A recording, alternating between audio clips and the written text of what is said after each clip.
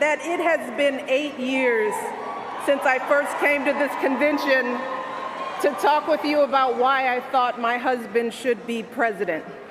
Nothing in my life's path would have predicted that I'd be standing here as the first African-American First Lady of the United States of America.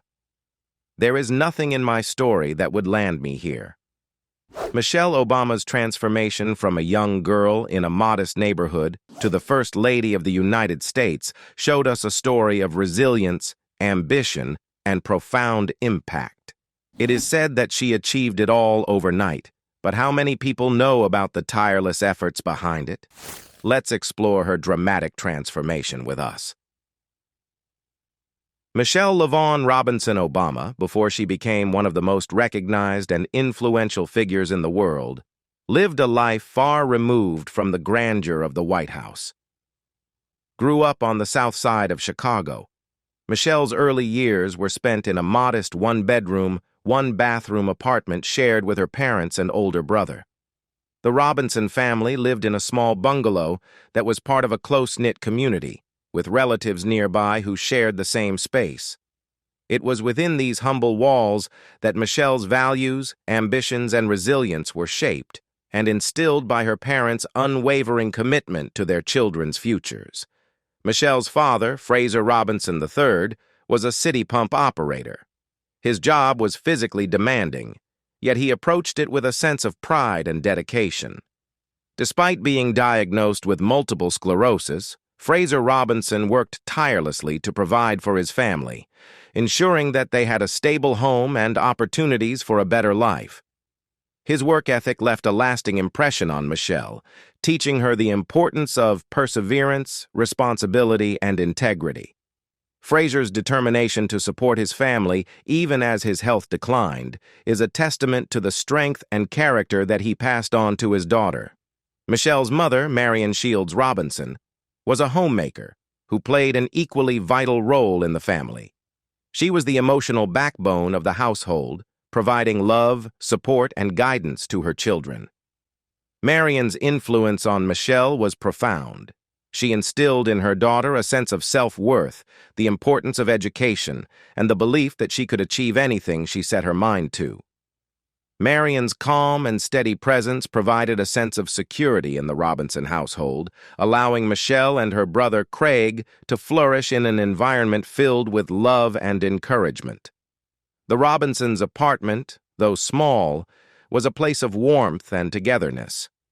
The family of four made the most of their limited space, creating a home that was rich in love and shared experiences. Michelle often reflected on the lessons learned in that little apartment, noting how the close quarters fostered a deep bond between family members. In many ways, the tight-knit environment of the bungalow helped shape Michelle's sense of community and her understanding of the importance of family, values that she would carry with her throughout her life. Despite their modest means, the Robinson family prioritized quality time together. Sunday drives became a cherished tradition, offering a brief escape from the routines of daily life and an opportunity to explore the world beyond their neighborhood. These drives were more than just a way to pass the time. They were a symbol of the family's unity and an expression of Fraser's desire to provide his children with experiences that would broaden their horizons. Friday nights in the Robinson household were a time for relaxation and entertainment, often centered around board games and television. One of the family's favorite shows was The Brady Bunch, a popular sitcom that depicted an idealized version of American family life. Michelle was particularly fond of the show, so much so that she developed an encyclopedic knowledge of its episodes and characters, as noted by Peter Slevin in his biography, Michelle Obama, A Life. Watching The Brady Bunch together became a ritual for the Robinsons, providing moments of laughter and connection that helped strengthen their family bond. From a young age, Michelle Obama was nurtured in an environment that placed a strong emphasis on education and personal development. Her parents, Fraser and Marion Robinson, were determined to ensure that both Michelle and her older brother, Craig, would not only succeed in school, but also realize their full potential. This drive for academic excellence was instilled early on, and it quickly became apparent that both Michelle and Craig were gifted students. In recognition of their abilities, both siblings were advanced academically, skipping the second grade. For Michelle, this acceleration was just the beginning of a remarkable educational journey. Her intellectual curiosity and dedication to her studies set her apart, and she was soon identified for a gifted program at her elementary school. This opportunity allowed her to be challenged academically in ways that would shape her future, exposing her to a more rigorous curriculum and setting a foundation for the high standards she would continue to uphold throughout her life. As Michelle progressed through her early education, the landscape of Chicago's public school system was undergoing significant changes. In 1975, when she was just 11 years old, the city began efforts to desegregate its schools. This was a pivotal moment in the history of Chicago, and it had a profound impact on Michelle's educational experience. She was exposed to a broader range of perspectives and backgrounds, an experience that enriched her understanding of the world and the people in it. This exposure to diversity became a key element of her education, one that would later influence her worldview and her approach to leadership. Michelle's academic journey continued at Whitney M. Young Magnet High School, a prestigious institution known as Chicago's first public high school for high achievers. The decision to attend Whitney Young was not taken lightly. It required a significant commitment on Michelle's part. Every day, she would travel an hour by bus from her home on the south side to the school, which was located on the near west side. This daily commute was a testament to her determination and her willingness to go the extra mile, literally, to secure the best possible education. Whitney Young was more than just a school. It was a microcosm of the larger world. The school attracted students from all over the city, representing a wide range of cultural, socioeconomic, and racial backgrounds. For Michelle, this environment was both challenging and transformative. She was surrounded by peers who were equally driven and talented, which pushed her to excel even further. At the same time, the diverse student body provided her with invaluable lessons in empathy, understanding, and the importance of different perspectives.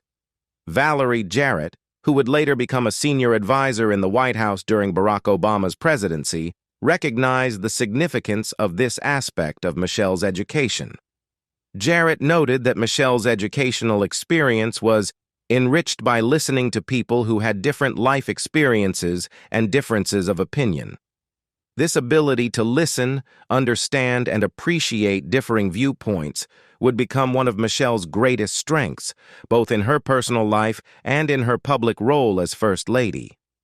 Michelle Obama's journey to becoming one of the most influential women in the world was not without its challenges, particularly during her formative years. Despite her outstanding academic performance, there were moments when even those around her doubted her potential. One such moment occurred during her time at Whitney M. Young Magnet High School in Chicago, a prestigious institution known for its rigorous academic standards and diverse student body. As a National Honor Society student with a strong academic record, Michelle was determined to attend one of the best universities in the country. She set her sights on Princeton University, an Ivy League school with a reputation for excellence. However, when she shared her ambitions with her high school teachers, she was met with skepticism. She later recounted this experience to a group of Washington high school students, highlighting the doubts she faced. "Get this," she told the students. "I was told that I was setting my sights too high." This moment was pivotal for Michelle. Despite the discouragement, she refused to lower her expectations or compromise on her dreams. Instead, she used the doubt as fuel to propel herself forward. Michelle's determination paid off. She was accepted into Princeton University, defying the expectations of those who doubted her. Her acceptance into Princeton was not only a testament to her academic abilities, but also to her resilience and belief in herself. At Princeton, Michelle excelled academically, continuing the trajectory she had established in high school. She graduated cum laude in 1985, an achievement that reflected her hard work, discipline, and intellectual curiosity. Her time at Princeton was transformative, not only because of the education she received, but also because of the personal growth it fostered. At Princeton, Michelle began to explore her identity as a Black woman in a predominantly white institution, an experience that would shape her understanding of race, class, and privilege in America. After Princeton, Michelle set her sights on another prestigious institution, Harvard Law School. Her decision to pursue a law degree was driven by a desire to use her education to make a difference in the world. Harvard Law School was a challenging environment, but Michelle thrived there as well, earning her law degree in 1988. Her time at Harvard further solidified her commitment to social justice and public service, values that would guide her throughout her career. Michelle's academic achievements are even more remarkable when considering her background. Her parents, Fraser and Marion Robinson, never had the opportunity to attend college, yet they instilled in Michelle a deep love of learning and a belief in the power of education. They emphasized the importance of discipline, hard work, and perseverance, values that Michelle carried with her throughout her academic and professional journey. In a 2009 TED Talk addressed to an audience of students, Michelle reflected on the values that had driven her success. "I never cut class. I loved getting A's. I liked being smart," she told the students.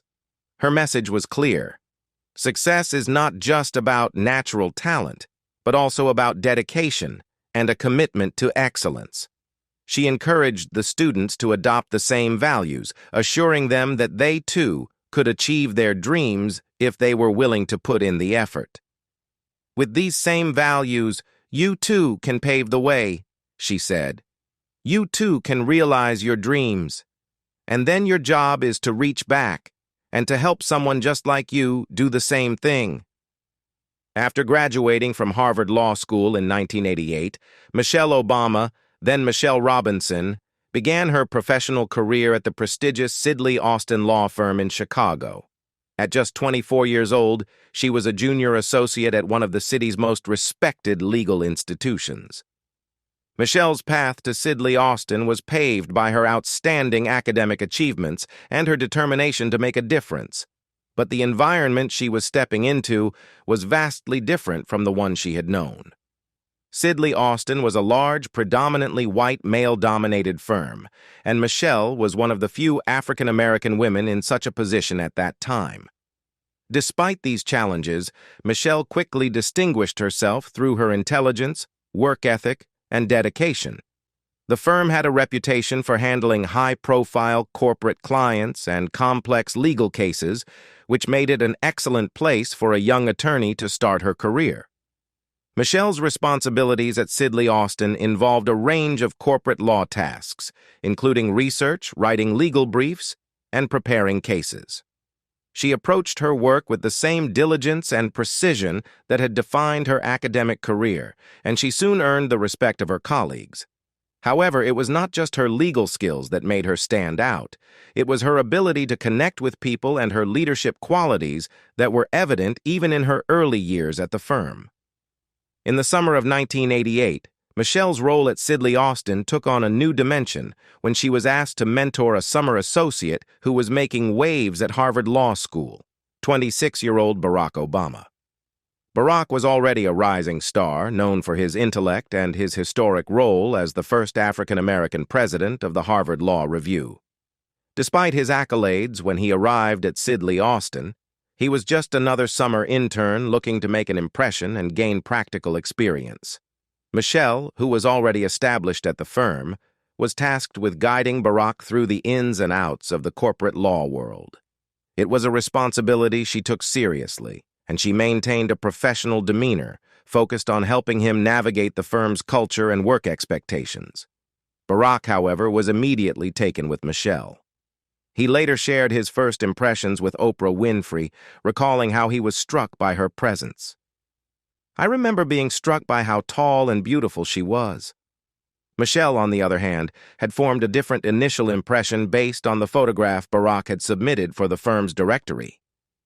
She, I have since learned, was pleasantly surprised to see that my nose and ears weren't quite as enormous as they looked in the photo, Barack joked, reflecting on the moment with humor. Despite the professional environment and her initial reservations about dating a colleague, especially one she was mentoring, Barack was persistent. He admired Michelle not just for her beauty, but for her intelligence, poise, and the way she commanded respect in a challenging, high-pressure environment. He found her to be not only a capable mentor, but also someone whose values and ambitions aligned with his own. Barack asked Michelle out multiple times before she finally agreed to a date. Her hesitance was understandable. She was cautious about mixing her professional responsibilities with her personal life. However, Barack's persistence, charm, and genuine interest in getting to know her beyond their work eventually won her over. Their first date was far from the typical fancy dinner one might expect from a young professional couple in a major city like Chicago. Instead, Barack chose a more humble and intimate setting. Baskin-Robbins, a popular ice cream chain. It was a choice that spoke to Barack's down-to-earth nature and his preference for simplicity. The two sat on the curb outside the ice cream shop, sharing cones and conversation. This casual, unpretentious setting allowed them to connect on a deeper level, discussing their backgrounds, their ambitions, and their views on life. The simplicity of the date made it memorable, marking the beginning of what would become a lifelong partnership. Barack later recalled the moment he decided to kiss Michelle for the first time on that date.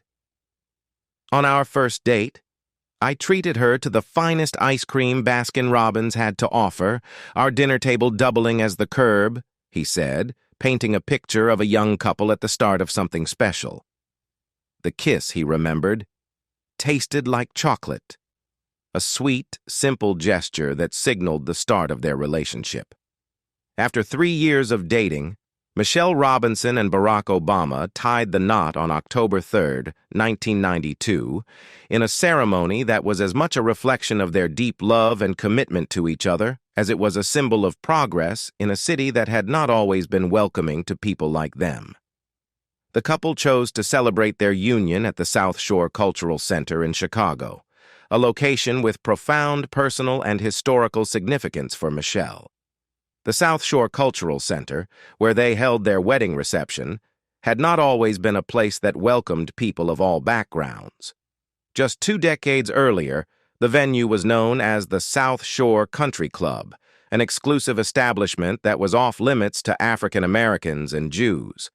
It was a place that represented the deeply entrenched racial and religious segregation that characterized many parts of the United States, including Chicago, during much of the 20th century. In fact, a Chicago Park District official told the Chicago Tribune in 1984, "Remember that this was a private club in its time, and if you were black or Jewish, forget about it." This stark reminder of the club's past underscores the significance of the Obamas' choice to hold their reception there. By the time the Obamas wed, the South Shore Country Club had undergone significant changes. In the mid-1970s, the city of Chicago purchased the property and transformed it into a public cultural center. This change not only opened the doors of the once exclusive club to all Chicagoans, but it also symbolized a broader shift towards inclusivity and racial integration in the city. The club was renovated both structurally and in terms of its policies, becoming a space where people from all walks of life could come together. For Michelle, who had grown up in the same neighborhood, choosing this venue for her wedding was a powerful statement. It was a way of reclaiming a place that had once been closed to people like her and celebrating how far the city had come. On her wedding day, Michelle Obama stunned in an elegant, off-the-shoulder gown that captured the fashion sensibilities of the early 1990s. The gown was complemented by drop pearl and crystal earrings, which added a touch of timeless elegance to her look. Her natural beauty and radiant smile made her the picture of happiness, a bride deeply in love and ready to embark on the next chapter of her life. Barack, too, was all smiles, unable to hide his joy as he stood beside the woman who had become his partner in every sense of the word. The wedding itself was a blend of tradition and personal touches. The couple exchanged vows that were heartfelt and honest, reflecting the depth of their commitment to one another. Michelle later shared with InStyle magazine the essence of those vows. Barack didn't pledge riches, only a life that would be interesting. This promise, simple yet profound, was a testament to the values that both Michelle and Barack held dear. They were not motivated by material wealth or the pursuit of status, but by a shared desire to live a life filled with purpose, passion, and mutual respect.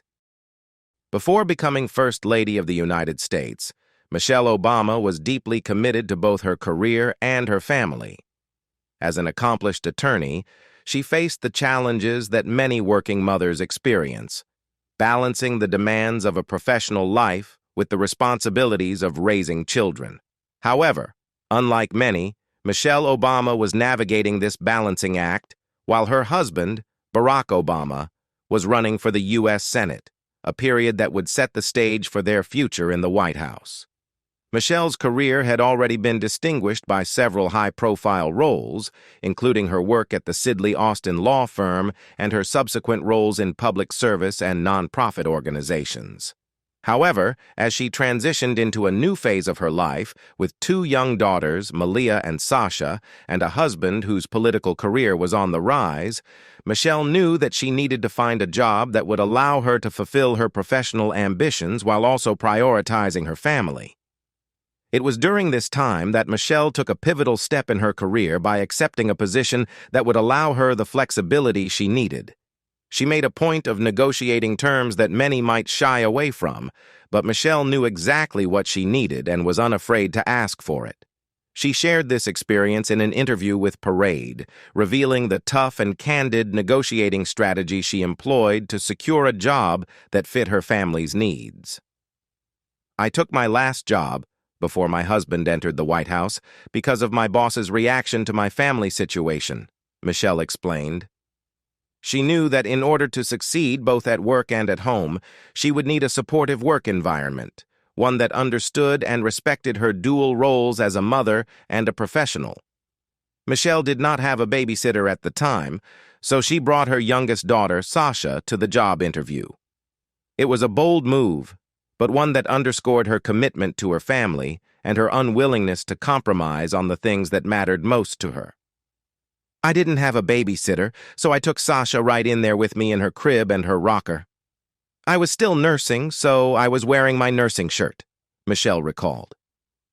This was not just a negotiation, it was a demonstration of her reality, a working mother in the thick of it, managing both a career and two small children while her husband was often away on the campaign trail. Michelle laid everything out on the table for her prospective employer, leaving no room for ambiguity about her situation or her needs. "I told my boss, this is what I have, 2 small kids. My husband is running for the U.S. Senate. I will not work part-time. I need flexibility. I need a good salary. I need to be able to afford babysitting. And if you can do all that and you're willing to be flexible with me because I will get the job done, I can work hard on a flexible schedule," she said. Michelle's approach was straightforward and assertive. She was clear that while she was committed to delivering high-quality work, she also needed her employer to accommodate the unique challenges she faced as a working mother. This negotiation was not just about securing a job, it was about redefining what work-life balance could look like for a woman in her position. Michelle knew her worth and the value she could bring to the role, and she was determined to ensure that her professional life did not come at the expense of her family. Her prospective employer's response was affirmative. "He said yes to everything," Michelle recounted with a sense of satisfaction. In June 2016, Michelle Obama stood before the graduates of City College of New York, delivering a commencement address that would resonate deeply with those in attendance and with millions of others who watched or read her words later. In her speech, she articulated the profound sense of history and progress that accompanied her role as the first Black First Lady of the United States.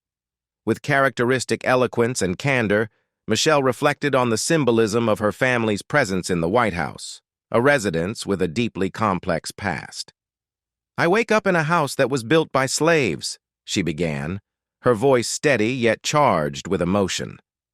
These words were not merely a reflection on the past, but a poignant reminder of the journey that African Americans had endured over centuries.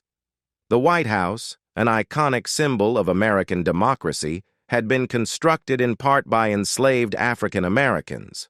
For Michelle, the history of the White House was inextricably linked to her own family's history and the broader narrative of African Americans in the United States. The idea that she, a descendant of slaves, now lived in this house as the First Lady was a testament to the progress the nation had made, as well as a reminder of the work that still needed to be done. Michelle continued, painting a vivid picture of her daily life in the White House. "I watch my daughters, two beautiful black young women, head off to school, waving goodbye to their father, the President of the United States." The image she conjured was powerful. It was a snapshot of the American dream, realized in a way that previous generations of African Americans could have scarcely imagined. Her daughters, Malia and Sasha, were growing up in an environment that their great-grandparents could not have dreamed of, living in the White House, attending prestigious schools, and being the daughters of the first black president of the United States. This moment of reflection was not just personal for Michelle, it was deeply connected to the broader themes of her work as First Lady. Throughout her time in the White House, she had been committed to making the residence feel accessible and welcoming to all Americans. "We feel privileged, and we feel a responsibility to make it feel like the people's house," she told Oprah Winfrey in an interview. For Michelle, the White House was not just a residence for the first family. It was a symbol of the nation's collective identity, and it was crucial that all Americans felt a sense of ownership and connection to it. During her tenure, Michelle Obama made it a point to open the doors of the White House to people from all walks of life. She hosted a variety of events that celebrated the diversity of America, from welcoming military families and veterans to hosting young leaders from around the world. The White House became a space where the arts were celebrated, where important conversations about education, health, and equality took place, and where ordinary citizens could feel a sense of belonging. Michelle's vision of the White House as the people's house was not just rhetoric, it was a guiding principle that shaped her approach to her role as First Lady. This commitment to inclusivity and accessibility was also reflected in her personal interactions. Michelle often spoke about the importance of making everyone feel welcome and valued, whether they were guests at a formal state dinner or children visiting on a school trip. She understood that the symbolism of her role as the first black First Lady carried immense weight, and she used that platform to advocate for issues that mattered to her and to the communities she represented. The significance of Michelle Obama's tenure as First Lady is also recognized in the traditions and protocols of the White House. According to Vogue, once she vacated the position, her official portrait would be hung in the first position, bumping all other First Ladies' portraits in one position to the side. This tradition is a small but meaningful acknowledgement of her place in history. As the first black First Lady, Michelle Obama's portrait will serve as a lasting reminder of her contributions to the nation and the barriers she broke during her time in the White House. When Barack Obama won the presidency in 2008, the world's attention naturally focused on the man who would become the 44th President of the United States.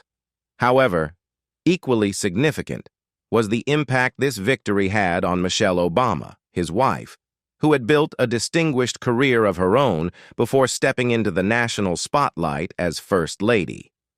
Michelle, a Princeton and Harvard-educated lawyer, was a high-powered hospital executive earning over $250,000 annually. Her professional life was a testament to her intelligence, ambition, and commitment to making a difference in her community. Michelle's career trajectory was impressive. After earning her law degree from Harvard, she joined the Chicago office of the Sidley Austin law firm, where she met Barack Obama. Her legal career was just the beginning. She later transitioned into public service, holding significant roles such as the Assistant Commissioner of Planning and Development in Chicago's City Hall, and later as the Executive Director for the Chicago chapter of Public Allies, a nonprofit focused on leadership development. However, it was her role as Vice President for Community and External Affairs at the University of Chicago Medical Center that truly solidified her status as a successful executive, commanding a salary that reflected her expertise and the value she brought to the institution. Yet, when Barack Obama won the presidency, Michelle faced a decision that many professional women know all too well: the need to sacrifice a flourishing career for the sake of family and public service. The role of First Lady, while one of the most high-profile positions in the country, comes with no official salary. Despite the significant responsibilities and the personal sacrifices it entails, the First Lady's position has traditionally been unpaid, a situation that has sparked discussions about wage equality and the recognition of women's work. According to the New York Times, Michelle was forced to give up her lucrative career when she became First Lady. This transition meant that while Barack Obama earned $400,000 a year as president, along with a $50,000 annual expense budget, Michelle's contributions went financially unrewarded. The discrepancy between the value of her work and the lack of compensation became a focal point for those advocating for wage equality. Proponents of wage equality argue that the First Lady's role is akin to that of a Chief Operating Officer, COO, in a major corporation. The First Lady is responsible for managing a large staff, overseeing various initiatives, and representing the United States on the global stage. She juggles diplomatic duties, business engagements, and social responsibilities, and often spearheads public service campaigns that have a lasting impact on the country. For Michelle Obama, this meant launching initiatives like Let's Move, aimed at reducing childhood obesity and joining forces, which supported military families. These were not just pet projects, they were significant undertakings that required strategic planning, leadership, and considerable effort. James Pedersen of the executive placement firm Challenger Gray and Christmas weighed in on the issue, suggesting that the role of the First Lady should be compensated in line with the responsibilities it entails. "We thought COO was the best job category to describe what the First Lady does," Pedersen explained. He estimated that the salary for a position of this magnitude, FLOTUS, COO, should be around $287,000 a year. This figure reflects the level of management, strategic oversight, and public influence that the First Lady holds, making a strong case for reevaluating how we compensate and recognize the work of women in positions of significant responsibility. Michelle Obama's upbringing in a tight-knit, disciplined household on the South Side of Chicago shaped her views on responsibility and work ethic, values she would later instill in her own children, even in the grandeur of the White House. Growing up, Michelle's parents, Fraser and Marion Robinson, were committed to ensuring that their children understood the importance of discipline, education, and contributing to the household. These values were not just preached, but practiced in the Robinson home. Michelle and her older brother, Craig, were limited to just 1 hour of television each day. This rule wasn't just about limiting screen time, it was about prioritizing education and family time. The Robinson children were expected to use their time wisely, focusing on their studies and contributing to household chores. Every Saturday, Michelle had a specific task: cleaning the bathroom. She would meticulously scrub the sink, clean the toilet, and mop the floor. These chores were not negotiable, but were part of a structured routine that taught her the value of hard work and personal responsibility. When Michelle transitioned from her modest childhood home to the White House, these lessons were far from forgotten. Despite the vast staff and the opulent surroundings, she was determined to ensure that her daughters, Malia and Sasha, would not grow up with a sense of entitlement. Michelle was keenly aware of the unique challenges of raising children in the White House. The environment, filled with history and luxury, could easily have led to the girls developing unrealistic expectations about life. However, Michelle was determined that Malia and Sasha would remain grounded and develop a strong sense of responsibility. Upon moving into the White House, when Malia was just 10 and Sasha only 7, Michelle made it clear to the White House staff that her daughters would not be treated like royalty. She wanted them to have chores and responsibilities, much like she did when she was their age. Michelle spoke candidly about this with Oprah Winfrey, explaining her rationale. If these girls don't learn how to make a bed or clean a room, what are they going to do when they go to college? This was not just about cleanliness, but about equipping her daughters with the skills and mindset necessary for independence and self-reliance. In the White House, Malia and Sasha were expected to help set the table for meals, assist in bringing food to the table, and work alongside the butler staff. These tasks were simple but meaningful, reinforcing the idea that everyone, regardless of their status, has a role to play in the household. Michelle also made sure that the girls participated in everyday activities, such as making their toast in the morning, rather than relying on staff to do everything for them. The kitchen, usually a space dominated by White House staff, became a place where the Obama girls could enjoy a sense of normalcy, laughing and engaging in the small but significant ritual of preparing their breakfast. In a poignant 2009 interview with Oprah Winfrey, Michelle Obama reflected on how her relationship with Barack Obama evolved in the wake of his presidency. Oprah's question touched on a deeply personal aspect of their lives, the impact of Barack's new role on their marriage. Michelle's response offered a window into the nature of their bond and her role during one of the most transformative periods in their lives.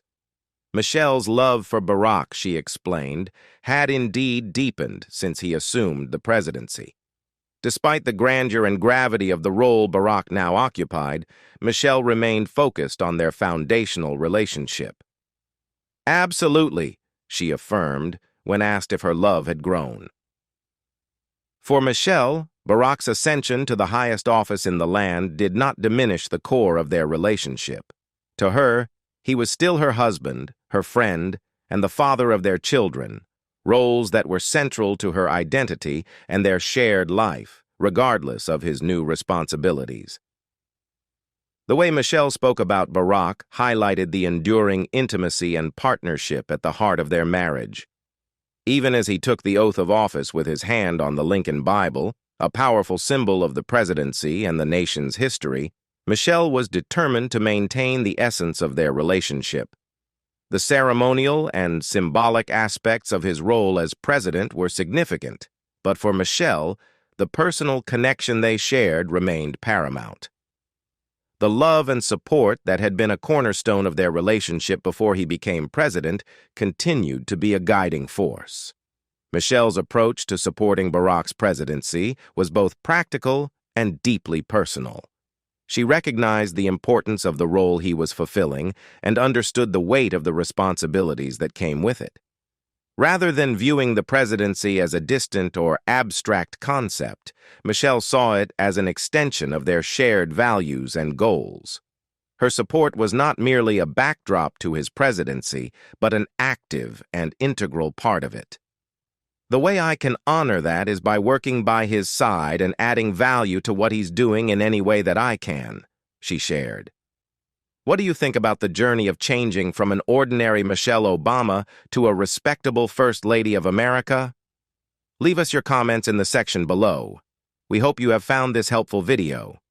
Don't forget to leave a like, share, and subscribe to the channel if you like it. Thank you for watching this and see you in the next videos. Goodbye.